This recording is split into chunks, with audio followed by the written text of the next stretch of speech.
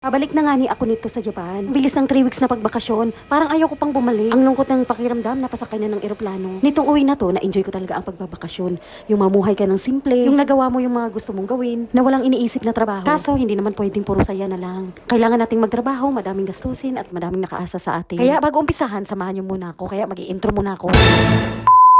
Hi guys! It's me, Elang Pilipinas sa Japan. Nagsung pumuti. Pero, lagom gihapon. For today's video guys, bago ako bumalik ng Japan, ay dumaan muna kami dito sa Triangulo Cemetery. Hindi pwedeng bumalik tayo ng Japan na hindi natin maalala at di makapagsindi ng kandila. Una na kaming nagsindi sa kapatid ng nanay ko. Isa lang pala sila sa anak niyang si Marife na pinsan ko. 21 years old pa lang siya nung nawala nang dahil sa diabetes and complicated. Tapos, kasunod na naming hinanap ang kapatid ng tatay ko. Isang kapatid pala nila ito. Ang aga ding nawala. 16 years old pa lang nung sumakabilang buhay. Puro nasa 5 years old pa lang ako nung nawala siya. Kahit wala ako masyadong naalala sa kanya, hindi pwedeng hindi tayo makapagsindi ng kandila. Hindi pala siya sa sakit na wala, kundi nasalvage siya nung 16 years old. Kaya pagkatapos namin magsindi sa uncle namin, dumating na rin ang kapatid kong aktor. Sobrang pawis na rin namin dahil mainit. Umambay na muna kami sa chapel sa may waiting sheet. Ang hinihintay namin ang ate namin na dumating. Dito sa may chapel, medyo malamig pala. Nagpapahinga muna kami habang hinihintay ang ate namin. Siyempre, umiikot ang mata natin. Kaya may nakita tayo. May nakalagay na serbesa. Siguro, favorite niya ito, kaya binigyan siya ng pamilya niya. Ba talaga pag magmahal ang mga Pilipino? Fast forward tayo. Dumating na rin pala ang ate ko. Kung saan kami nagsindi, doon din ang punta niya. Kasabay pala sila ng kapatid kong lalaki dahil nagmotor sila. Pareho namin kanina, nagkandaligaw-ligaw din. Napakahirap hanapin, lalo na napakalaki ng cemetery. Pero lagi naman ang ate ko dito, kaya paniguradong mabilis niyang mahanap. Yung tipong pag naisip mo, napakaigsi ng buhay. Huwag mong sayangin ang oras para mag-isip ng negative. Enjoy life lang talaga tayo, hindi natin alam kung hanggang kailan lang tayo sa mundong ito. Hinging kwento na rin tayo katulad nila. Okay, nagdrama naman ta. Nagsindi na rin kami sa tatay ng ama ko. Wala siya nang dahil sa sakit. Lala ko pala nung bata kami. Nagtrabaho pala siya sa Nalco. Lagi siyang may dalang sirin. Naging mabait din siya sa amin at may naitulong. Fast forward tayo, ang kasunod pala naming hinanap na nagkandaligaw-ligaw kami ay ang asawa kong Hapon. Nawala siya noong 2012 nang dahil sa sakit. Hindi dahil sa kanya, hindi ako makapunta sa Japan at makakain ng masarap. Paano nabago ang buhay namin? Stepping stone siya para matulungan ko ang aking pamilya. Ang naisip ko kung wala siya, paano na lang kaya ang buhay namin? Di man perfect ang buhay, nagkakaroon man ng problema. Pasalamat ko na nakapag-Japan ako. Di ko maranasan ang nararanasan ko ngayon. Kaya pag nasa Pinas ako, hindi pwedeng hindi ako dadaan at magsindi ng kandila sa kanya. Naging malaking parte siya sa buhay ko.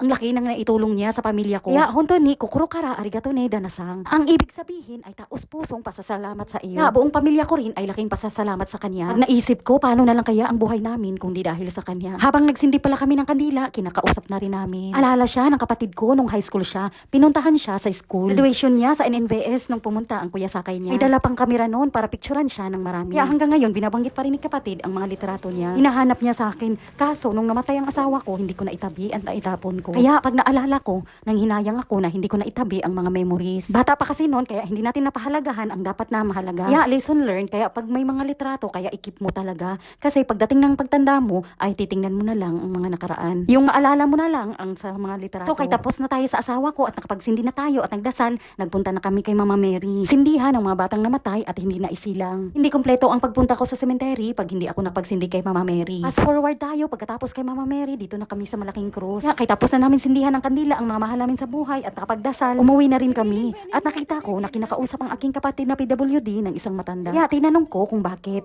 Pero si tatay parang may problema din sa mental niya. Sa kanya man tong pausok-usok, binigyan siya ng pamangkin ko ng pera. Parang bayad na rin. Dito sa probinsya, may tradisyon na pag galing sa sementeryo ay kailangan humakbang ka sa bangan mo ang usok para hindi ka sundan ng espiritu. Yan ang pamahiin namin dito sa probinsya. Iwan ko lang kung sa ibang lugar. Wala namang masama kung maniwala. Ay pauwi na kami. Sumakay na rin sa tricycle ang dalawa kong kapatid at pamangkin. Dito na ako sumabay sa kapatid kong lalaki. Tutuwa ako pag siya ang nag-drive, parang nasa prosesyon. Ayan ang sabi niya, safety first. Pero nakita din pala namin ang best friend ng kapatid ko na galing Dubai. Sindi rin siya sa papa niya bago bumalik ng Dubai. Isa rin siya sa dahilan kung bakit umuwi din yung kapatid ko. Ay pauwi na kami, nakasakay man ako sa motor ng kapatid ko. Nakakatuwang tingnan na ang dati kong lugar ay nakikita ko. Nakaka-relax pag nasa probinsya. Naalala ko nung elementary ako dito sa lugar na to, nanguha kami ng bayabas nung recess. Pagbalik namin sa school ni Maribel ay napagalitan kami ng teacher. Naalala mo yung nakaraan mo ay matatawa ka na lang. So pagkagaling ng sementeryo ay nagkayayaan kami na magpunta ng plaza para mag-snack. Parang banding na rin namin magkakapatid. Bibihira namin gawin ito. Habang tumatanda, nagkakaintindihan kami. Hindi katulad dati na puro away. Talaga pag tumatanda na,